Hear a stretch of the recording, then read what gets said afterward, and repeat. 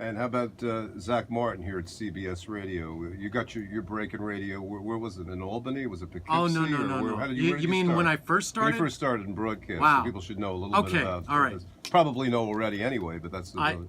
Well, there are some people that will tell me more about my career than I know, which Okay. I find fascinating. I'm like, of all the people. Have you worked in 20 radio stations, like a lot of disc jockeys Probably have, or more. 30? Yeah. I think Kevin Matheny, the late Kevin Matheny, probably worked in 40, but then we never know. You know, every year on Facebook, I see this radio day where people mention all the stations that they worked at. I'm like, listen, I forgot most of them. I can't remember. And to be fair, once you're syndicated, you work in a lot of stations. And that right? syndicated show is really special because you're playing rock and roll, and people should know about it.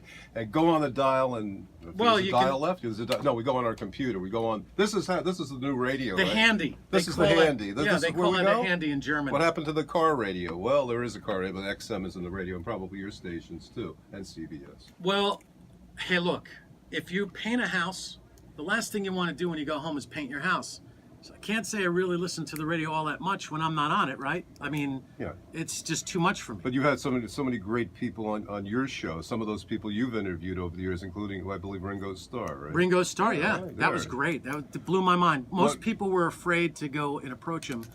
But you weren't. I was so bold to ask him about the very first trip to the United States aboard the airplane, and he goes, "I felt the excitement at 35,000 feet." I'm like, "Oh my gosh, that was gold." It was only 2 seconds, but radio gold, as far as I'm concerned. I'll always remember that. Or like I said about Paul Stanley of Kiss, telling me when he saw Ed Sullivan and the Beatles for the very first time. There's always, and I got to meet, of course, Paul McCartney.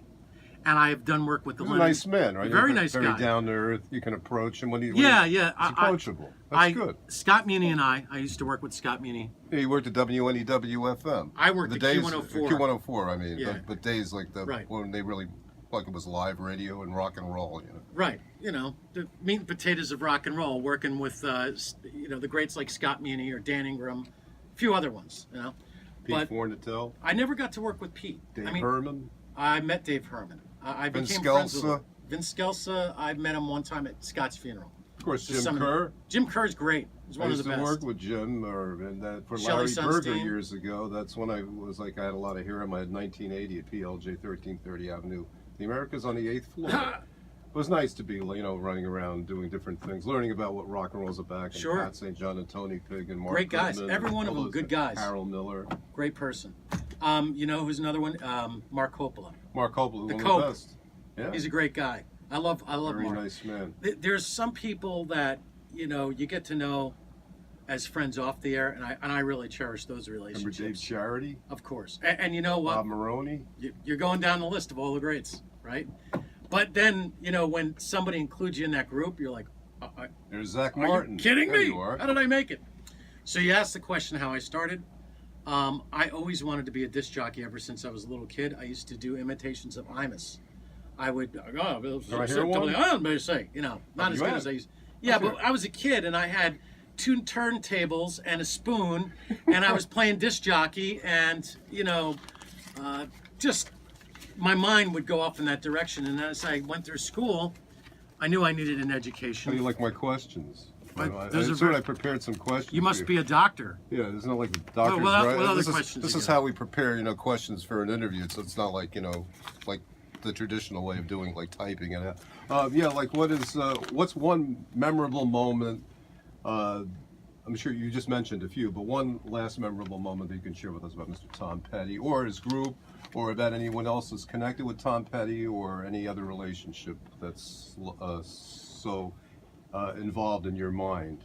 Well, I would say that Tom Petty gave me something to share with my daughter. It was very important to me, and my wife.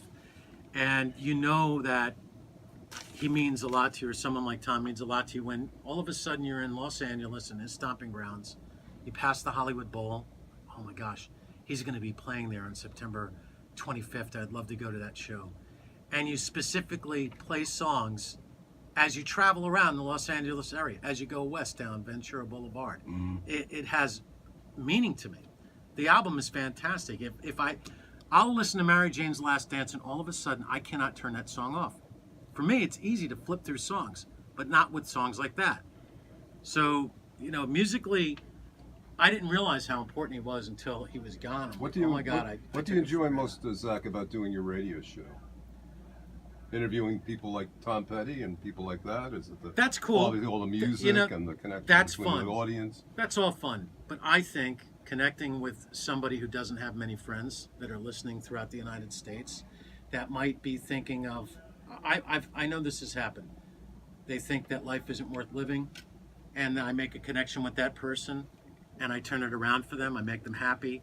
I provide companionship. I look at what I do as more of a ministry, my way of serving God, than just worrying about myself, my career. And when I interact with most of the rock artists, I treat them like everybody else. So if I invited you to a Christian school tomorrow to give a talk to the kids about your life, your experiences with music, or to a yeshiva, or both, would you come? Absolutely. Good. I'm going to tell you Let's book why. them at the school. Okay? There's a lot of things that people don't know about me. My on-air persona is one thing, and it can be funny, and I don't even mean to be funny, but I know a lot of people laugh at some of the things I'll say. And I have a way of telling stories, I suppose, but I'm human. I have my foibles. I have a master's degree in theology. I have an MBA as well. And I am an Orthodox priest. So there's so much more to me than meets the eye. And I use all of those experiences from growing up, even having jobs when I was a kid. And somehow it comes across. I can identify with working people. What I found, this is really something that's mind-blowing, because I grew up with a very eclectic musical taste. And when I meet somebody who is this heavy metal rock and roller, and they tell me that they like Nat King Cole, or that they're familiar with Harbor Lights and Red Sails in the Sunset, and their most influential drummer is Buddy Rich and Gene Krupa, or, Miller, Glenn Miller. Glenn Miller. It just blows my mind, because when I was growing up, if you're a rock and roller, don't ever be caught listening to disco or anything else, because you get the atomic wedgie. And you find out that these guys that you thought were cool, man, that you like their music, they had really interesting musical influences. Paul Cook, when he told me, Paul Cook of the Sex Pistols, he tells me, The Who. For him, it was The Who. And then I asked him, I go, I was always under the impression that you punk rock guys just picked up the instruments and just wailed on them and didn't really know what you were doing. You find out that Paul Cook was actually a trained musician before he was with the Sex Pistols. So that sometimes will just be a little bit of a shift for you in thinking. It gives you a new perspective. Do you have a vision or an idea or several ideas of what you'd like to have on your show, or who you'd like to have on your show this coming year, or as we conclude 2017? I'm pretty happy with what I'm doing, and if... Tell us some more about the stations you're on. Well, we're on over 60 stations across the country, including Hawaii. I thought that was awesome. Being on in Hawaii, I have Say listeners... hello to Dale Parsons, right? There you go. I have listeners who will text me from Australia, Tasmania, England, That's wonderful. Northern. I mean, the internet makes everything Here so it much. is, Tune On Radio, Yeah. CBS Radio, That online. we have the Radio it's- Pup app. I mean, so There's Joey Reynolds. right, your whole world is expanded because of the technology. But regardless of the technology, because there's so much more competition, you really have to focus and make sure that you can never mail it in. Don't take anything for granted. Do your best every day.